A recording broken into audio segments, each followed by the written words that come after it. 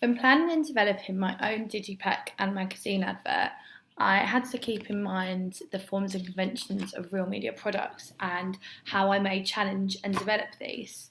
So, with that in mind, this is my final Digipak that I made.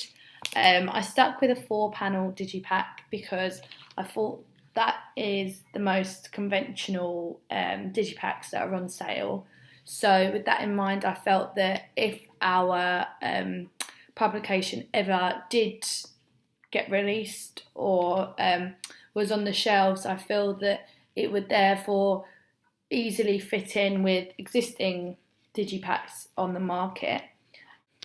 I decided to include an image of the 4 of us on the front panel.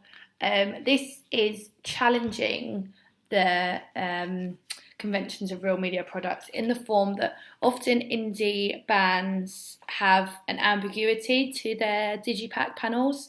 So whereas I decided to include an image of the 4 of us, however, I'm perhaps conforming in a sense that I have overlaid the use of the kaleidoscope, which does sort of vaguely mask our faces, which perhaps does add an element of the ambiguity that is often present in indie genre Digipaks. I decided to keep the text quite simple because during my research I found that indie rock bands Digipaks often had a simplicity to their Digipaks.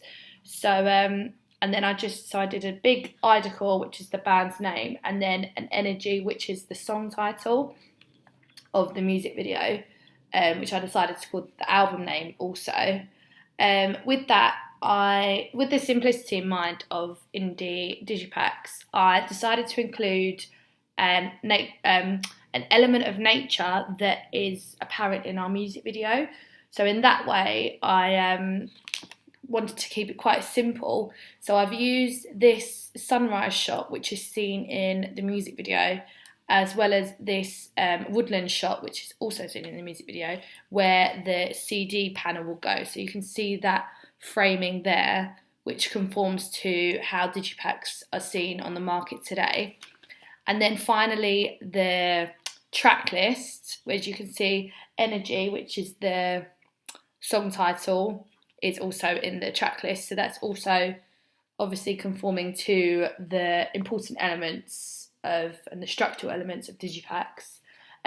With that in mind, I also included a barcode, which adds validity to the Digipak, as well as a spine. I wanted to keep the spine quite simple. Regarding the spine and the lack of text and images on it, and as well as around the Digipak, I am challenging the conventions of existing Digipaks. So my magazine advert particularly conforms to existing media products regarding the text that is included on the magazine advert. So the title is clearly seen at the top of the advert, and the second largest text is the release date. I did this because I thought that is the most important aspect of the magazine advert regarding the purpose is to advertise when the album is released. So in that way, I'm consisting to existing conventions regarding the release date, the image on an advert, as well as just sort of introducing the brand new album, which gives it an element of professionalism. Further than that, I've also incorporated the record label as well as the band's website name, which brings together different media sources. So we have the record label as well as the website where the audience are able to explore the band further, perhaps. In that sense, I believe I've conformed to the existing media products. Perhaps the only thing that has challenged the advertisement is the use of the black background, where often magazines adverts are white with sort of maybe a strong text, but in that regards I've done a strong background with a simple text. Other than that, I've included a image with the four of us, which also links to the Digipak, which creates consistency through my ancillary texts as well as my music video. In that sense, I believe my magazine advert has conformed to the Real Media products, and I believe that it would sit well with the media products that are in the market now, and solely advertise our band, which is the main purpose of the advertisement.